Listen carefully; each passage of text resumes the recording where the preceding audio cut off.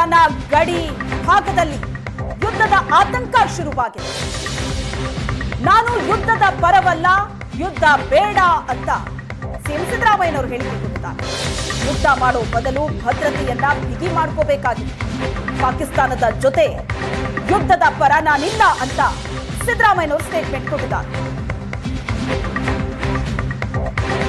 ಯುದ್ಧ ಮಾಡಬೇಕಾದಂತ ಅಗತ್ಯ ಇಲ್ಲ, ಬಿಗಿ ಕ್ರಮಗಳು ತಗೋಬೇಕು ಅಷ್ಟೇ.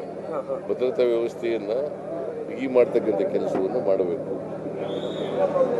ನಾವು ವಿದ್ಯುತ್ ಪರ ಇಲ್ಲ, ನಾವು ಶಾಂತಿ ಇರಬೇಕು, ಜನರಿಗೆ ಭದ್ರತೆ ಇರಬೇಕು. ಕೇಂದ್ರ ಸರ್ಕಾರ ಭದ್ರತಾ ಕ್ರಮಗಳನ್ನು ತಗೋಬೇಕು. ಇಲ್ಲಿ ಯಾರಿದ್ರೂ ಕೂಡ ವಿಲ್ ಕೋಆಪರೇಟ್. ಅವರನ್ನ ಕೇಂದ್ರ ಸರ್ಕಾರಕ್ಕೆ ಮಾಹಿತಿ ಕೊಡ್ತಕ್ಕಂಥ, ಅವ್ರನ್ನ ಹೊರಗಡೆ ಕಳಿಸ್ತಕ್ಕಂಥ ಕೆಲಸ ಮಾಡಿ. ಇನ್ನೂ ಎಷ್ಟು ಜನ ಇದ್ದಾರೆ ಅಂತ ಗೊತ್ತಿಲ್ಲ. ಕರ್ನಾಟಕದಲ್ಲಿ ಎಷ್ಟು ಜನ ಇದ್ದಾರೆ, ಮೈಸೂರಿನಲ್ಲಿ ಎಷ್ಟು ಜನ ಇದ್ದಾರೆ, ಬೇರೆ ಬೇರೆ ನಗರಗಳಲ್ಲಿ ಎಷ್ಟು ಜನ ಇದ್ದಾರೆ. ಹೆಚ್ಚಾಗಿರೋದು ಬೆಂಗಳೂರಿನಲ್ಲಿ, ಅಲ್ಲೇ ಜಾಸ್ತಿ. ಈಗ ಏನು ಮಾಡ್ತಾ ಇದ್ದಾರೆ, ಜನಗಳಿಗೆ ಟೋಪಿ ಹಾಕ್ತಕ್ಕಂಥ ಕೆಲಸವನ್ನು ಮಾಡ್ತಾ ಇದ್ದಾರೆ. ಅದನ್ನು ನಂಬಿ ಈಗ ಕೇಂದ್ರ ಸರ್ಕಾರದವರು ಭದ್ರತೆ ಕೊಡೋಕ್ಕಾಗಲಿಲ್ಲ. ಅವ್ರ ಕೈಲಿ ಜನ ನಂಬ್ಕೋತಾರೆ, ಕೊಡಲಿಲ್ವಲ್ಲ. ಈಗೇನೆಲ್ಲ ಕ್ರಮಗಳು ತಗೊಂಡ್ರು ಕೂಡ 26 ಜನ ವಾಪಸ್ ಬರ್ತಾರ. ನಾನು ಸತ್ಯನೇ ಹೇಳಿದ್ದೀನಿ.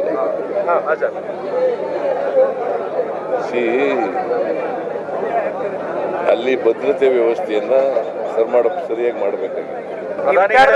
ಸರ್ವಪಕ್ಷ ಸಭೆ ಕರೆದವರು ಪ್ರಧಾನಿಗಳೇ ಬೇಕಲ್ವಾ? ಅವರು ಬಿಹಾರ ಚುನಾವಣೆ ಪ್ರಚಾರಕ್ಕೆ ಹೋಗಿದ್ರು. ಯಾವ್ದು ಇಂಪಾರ್ಟೆಂಟು? ಅಷ್ಟು ಗಂಭೀರ ಪ್ರಕರಣ ಯಾವ್ದು ಇಂಪಾರ್ಟೆಂಟ್?